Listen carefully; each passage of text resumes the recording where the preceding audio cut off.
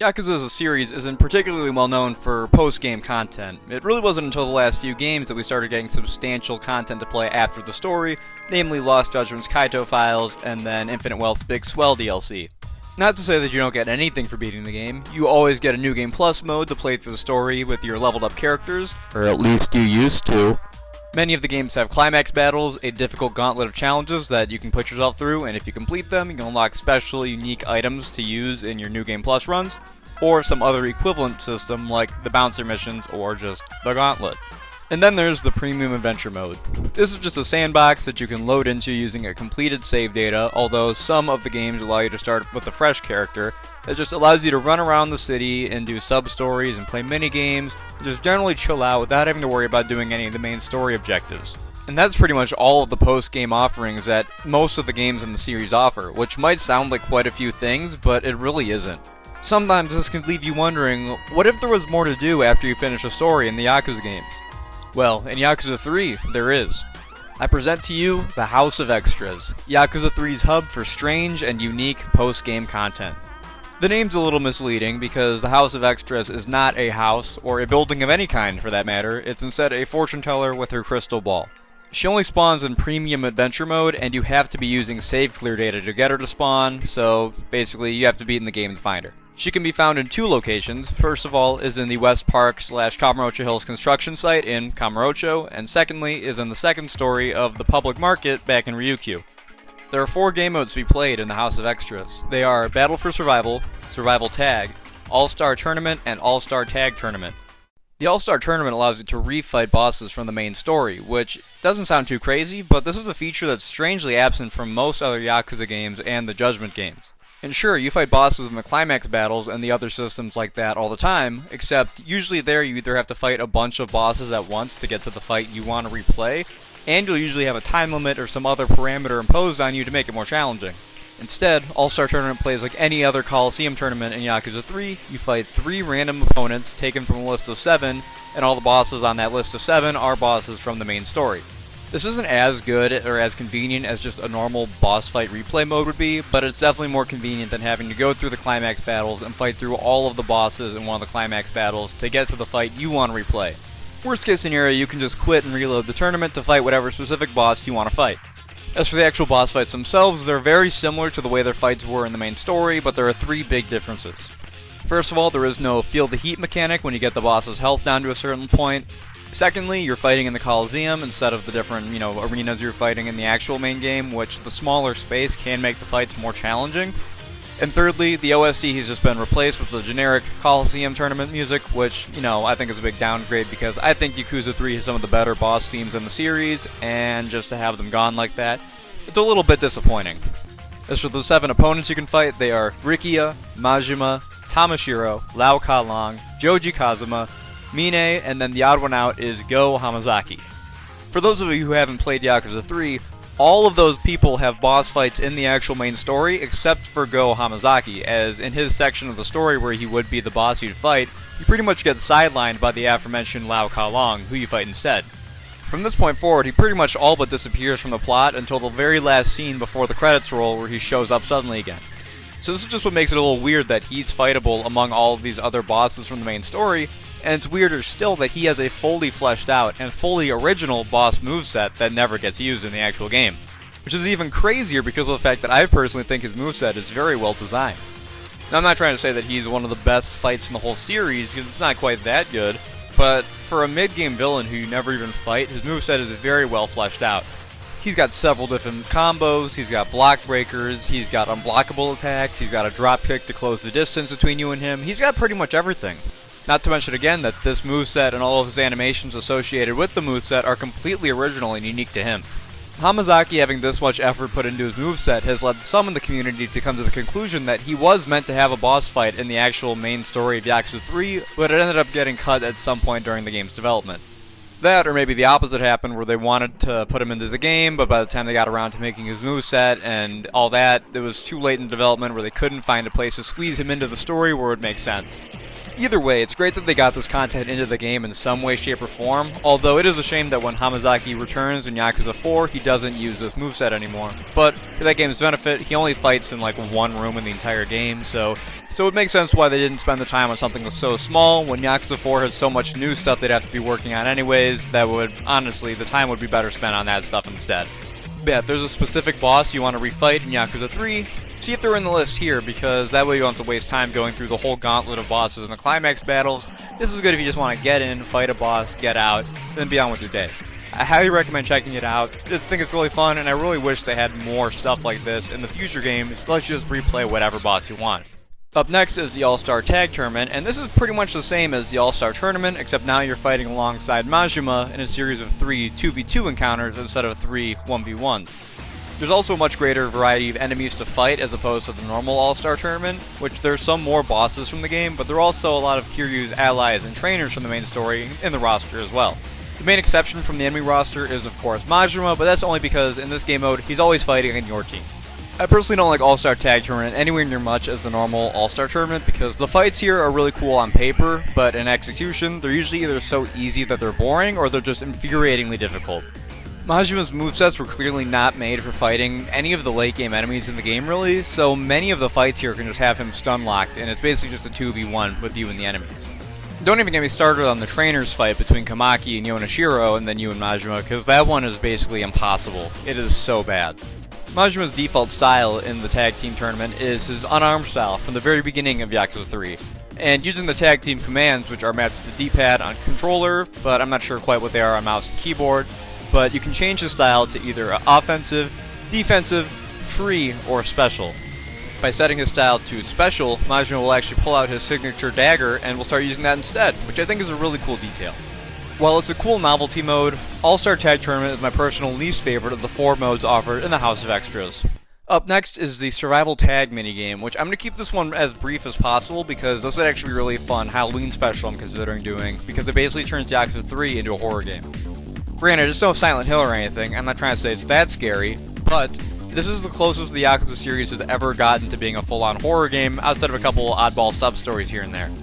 Spawn in at Theater Square and receive an email on your phone that explains the rules. I'm going to summarize it because it's a little long-winded. You're being emailed by the Game Master, and he's going to send you an email detailing a random place in the city, and you're going to have 3 minutes to go and find it. If you can't find the place in the 3-minute time limit, you lose. If you successfully can find wherever the Game Master is telling you to go to and find, then you complete the mission. You'll get a big pop-up on your screen saying mission complete, and then you wait a couple minutes, you'll get another email, and then you have to do 10 of these missions to win. The challenge and the scary part comes from the fact that there are 5 pursuers patrolling and stalking Kamurocho, trying to hunt you down. The pursuers are all using the Bob Utsunomiya model, so they all look like clowns. You're being stalked by 5 killer clowns, basically, which is creepy enough as is, and if one of them spots you, they'll begin chasing you, and if they catch up to you, you get a game over. There's no combat in this mode. The only tool defense you have in your arsenal is a sprint that is only slightly faster than the running speed of the clowns. And if you bump into anyone while you're sprinting, then Kiryu's going to stumble, and that's going to give the clowns enough time to make up some lost ground. You wouldn't believe how tense this game can get when you've got more than one clown chasing after you. It's really crazy that this is still a Yakuza game, because it's completely opposite of whatever any of the other games have ever provided. And that's just my quick summary of the mode, because as I said, I'm going to save this one in depth for a Halloween special. I think that'd be awesome. So I'm sorry to make you guys wait, but I promise it'll be worth the wait. Lastly is the Battle for Survival. This one is another boss fight mode, but it's laid out completely differently from either of the All-Star Tournament modes. This mode spawns you in at the entrance to Kamurocho at Tenkaichi Street, and you get an email from the Game Master again, saying that Mine, the final boss of the main game, is waiting for you at the Theater Square Plaza. All you have to do, your only objective for the mode, is to go to Theater Square and beat Mine, which sounds easy enough. You know, you'd had to have beaten the game already to get this mode, so you should be walking the park. Except for Kiryu has been reset to level 1. No learned moves, no skill points, only 1 healing item, and 1 random weapon, and then your base moveset. That's it. That's all you have to go and fight the final boss of the game. You could always just march on up to Mine and fight him right off the bat, but let's be honest, you're probably going to get your ass kicked. There's street fight encounters on the map that you can go and fight, and they do give XP, and they do spawn infinitely, so theoretically you could grind them. But the problem is, in Yakuza 3, street fights give such a paltry amount of XP, you have to be grinding for like tens of hours to get any meaningful upgrades. And the street fights in this mode don't drop any healing items, they just drop money, which doesn't sound so bad until you realize that the shops and the restaurants are all closed in this mode. So that means that with one healing item, eventually you're going to get whittled down by these street fights and you're going to die and it's going to be game over and you're going to have wasted a lot of time and you'll never have beaten Mine. So how are you supposed to beat Mine anyways? Because you could play it like a Soul Level 1 run in a Souls game and just throw yourself against him and just learn his moveset and just be very careful. And yeah, you could eventually beat him like that, but that's no fun and that's not the way you're supposed to play this mode. Instead, to get XP, you're supposed to fight the other bosses on the map. Scattered around the map are 9 bosses from the main story, and they are Hasabe in front of Club Stardust, Tamashiro on East Taihei Boulevard, Hamazaki outside of the West Park entrance, Kanda in front of the hotel where you fight him during the main story, Andre Richardson in the empty lot where you first fight him during the main story, Lao Ka Long in front of the Millennium Tower, Joji Kazuma behind the Millennium Tower, Goro Majima in the Children's Park, and then Mine in Theater Square. Fighting and defeating any of the bosses other than Mine is going to give you a lot of XP and then another random healing item, whereas just beating Mine, that's the win condition, so that's just going to end the mode. And this is how the mode is supposed to go. You're supposed to brawl your way through the streets of Kamurocho, beating bosses and street fights left and right until you finally think you're ready to take on and defeat Mine at Theater Square.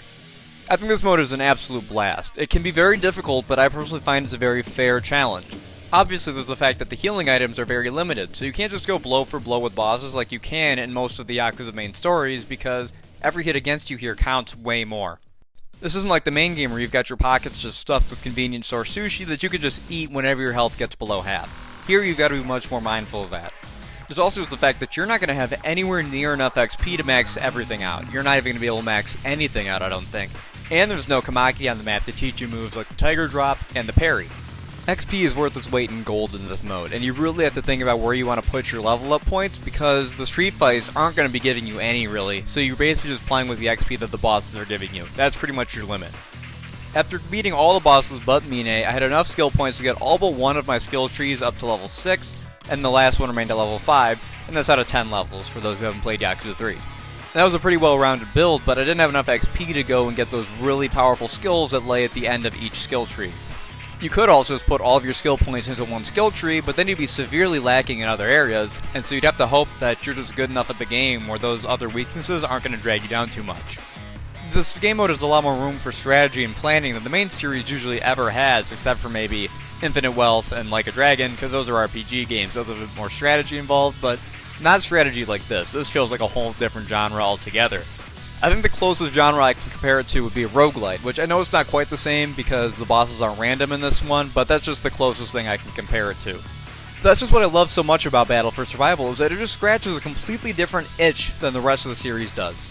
In the main Yakuza games, you very rarely ever have to worry about your healing items or how you're going to get your skills, because you know by the end of the game, you're going to be pretty much unstoppable anyways. This mode completely strips all of that away and makes you the weakest person on the map, hence Battle for Survival. But I think that's just what makes it all the more rewarding when you rise to the occasion and beat all the bosses, and you even feel like you're better at the game than you were before.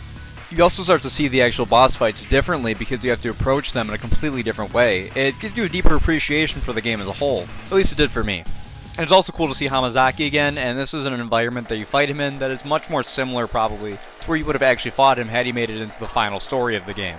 It really makes me smile to see Hamazaki get so much love in the House of Extras in this game, and it really makes me think that the people at RGG really liked the character they were working with. That, or they just didn't want all the work they put into making his boss fight to go to waste.